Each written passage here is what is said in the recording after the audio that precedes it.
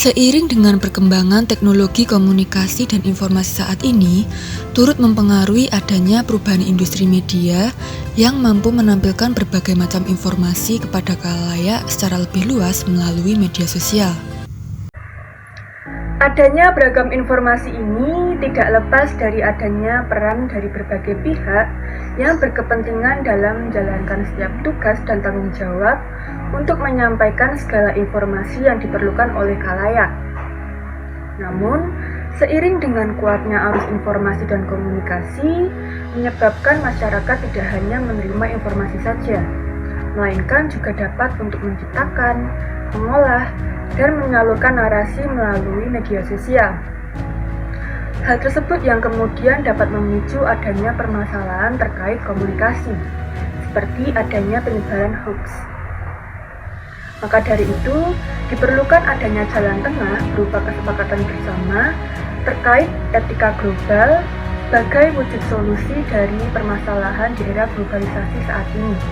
Etika global ini dapat dipahami sebagai nilai minimum, standar, atau sikap dasar yang menjadi acuan seseorang.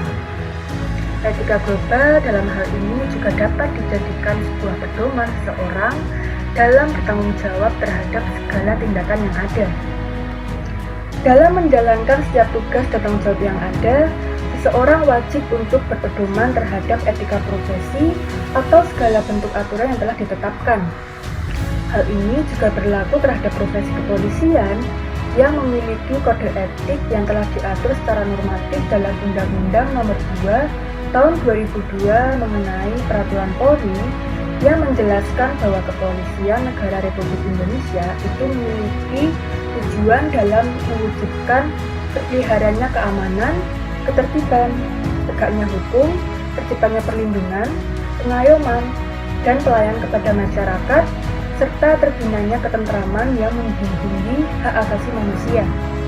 Namun pada kenyataannya, banyak polisi yang lalai atau mengabaikan etika profesi yang telah ditetapkan, atau dalam artian bahwa kerap kali polisi itu melanggar kode etik kepolisian yang ada, di mana seharusnya hal ini mampu dijadikan sebagai pedoman atau pegangan dalam menjalankan setiap tugas dan tanggung jawab yang ada. Seperti contoh kasus saat ini yang sedang marak-maraknya diperbincangkan, yaitu mengenai tindakan pemerkosaan yang dilakukan oleh ayah kandung terhadap 3 orang anaknya, di mana hal ini disampaikan langsung oleh sang ibu yang telah bercerai terhadap mantan suaminya tersebut. Pelaku yang diduga merupakan mantan suami sekaligus ayah kandung dari ketiga anak tersebut itu merupakan seorang pegawai negeri yang memiliki posisi di kantor pemerintahan daerah.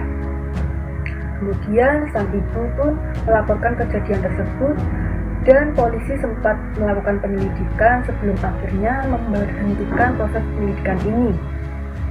Dalam hal ini, sang ibu tidak hanya tidak mendapatkan keadilan saja, melainkan juga dituduh melakukan hal tersebut sebagai wujud balas dendam terhadap mantan suaminya dan dianggap memiliki kelainan jiwa.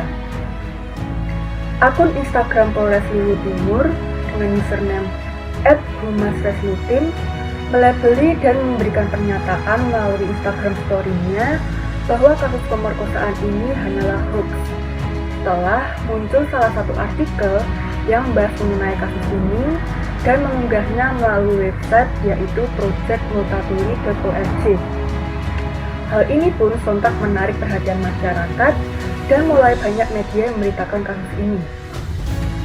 Kasus ini erat kaitannya dengan komunikasi, di mana seharusnya seseorang dalam menyebarkan suatu informasi itu haruslah sesuai dengan fakta, tidak dilebihkan, dikurangi, atau memutarbalikan dari fakta yang ada.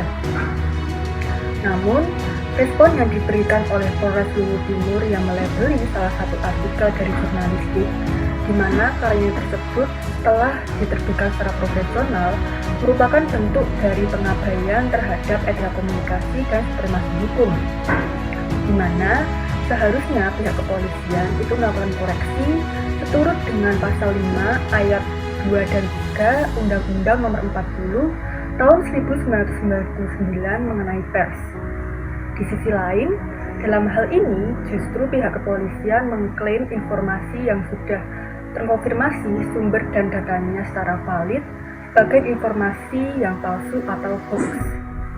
Selain itu, dalam memberikan atau menyajikan informasi kepada publik, pihak kepolisian juga melanggar etika terkait hak privasi dan pemberitaan, di mana adanya penyebutan identitas orang tua maupun korban dalam Instagram Story milik Humas Reslutim.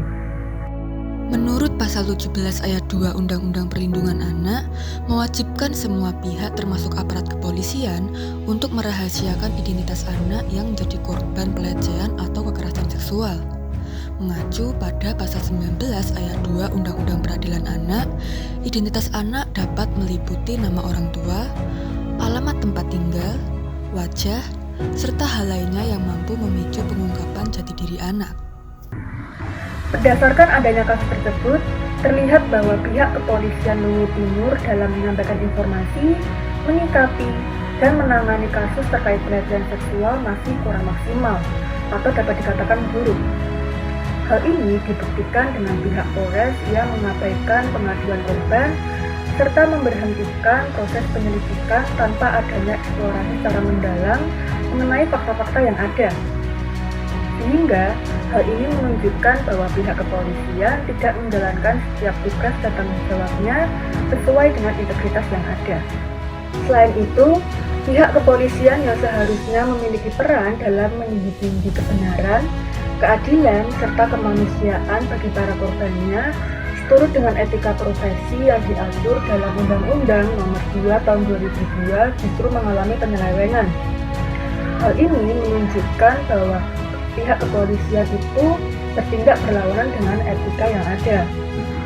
Dengan adanya kasus ini pula menunjukkan bahwa Indonesia itu masih sangat buruk dalam menangani setiap kasus pelecehan dan kekerasan seksual. Maka dari itu, diperlukan adanya penekanan lebih lagi terkait etika sebagai pedoman kehidupan seseorang dalam menjalani sebuah tindakan demi mencapai kehidupan yang selaras dengan apa yang disepakati secara bersama sebagai sebuah kebenaran.